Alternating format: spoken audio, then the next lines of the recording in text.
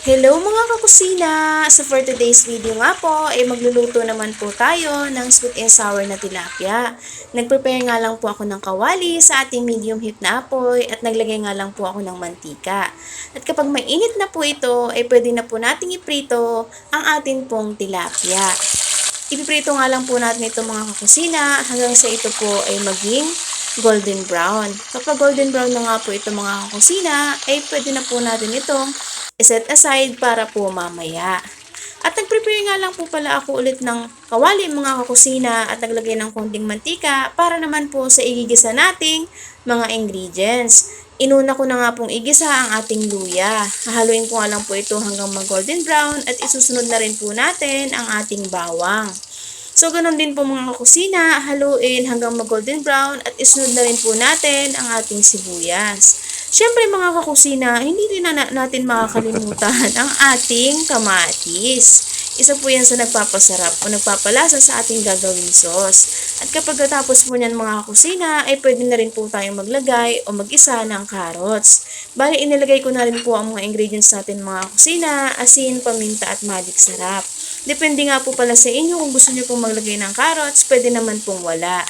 So pagkatapos ng mga kusina ay naglagay na rin po pala ako ng 3 tasang tubig. So ginawa ko pong 3 para naman po medyo marami ang ating sabaw sa ating gagawing sauce. At kapag kumukulo na po ito mga kusina ay pwede na nating ilagay ang ating toyo. At syempre hindi po natin kakalimutang ilagay ang ating pong suka dahil yan po ang pampaasim sa atin pong ginagawang sauce.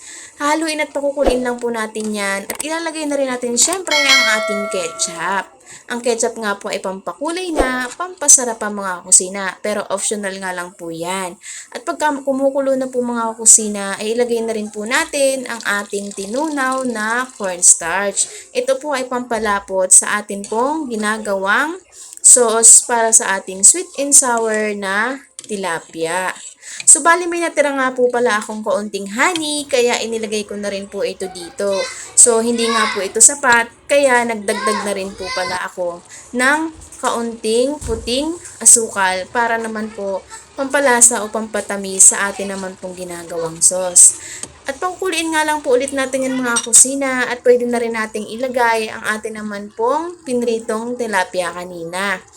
So ako nga po mga kakusina ay inilalagay ko na po ang ating isda habang kumukulo pa po ang ating ginawang sauce. So mas okay nga po sa akin ng ganito para mas na-absorb nga po ng isda ang ating sauce. So yung iba po kasi ay pwede naman pong ibuhos na lang ang ating sauce habang ito po ay mainit pa sa atin naman pong pinritong tilapia.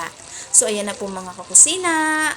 Luto na po ang ating sweet and sour na tilapia. Maraming salamat po pala sa panonood ninyo ng video at reels sa aking Facebook page. Maraming salamat po sa suporta. At charan! Sweet and sour na tilapia is ready to serve mga kakusina. Maraming salamat po sa inyo. God bless you all.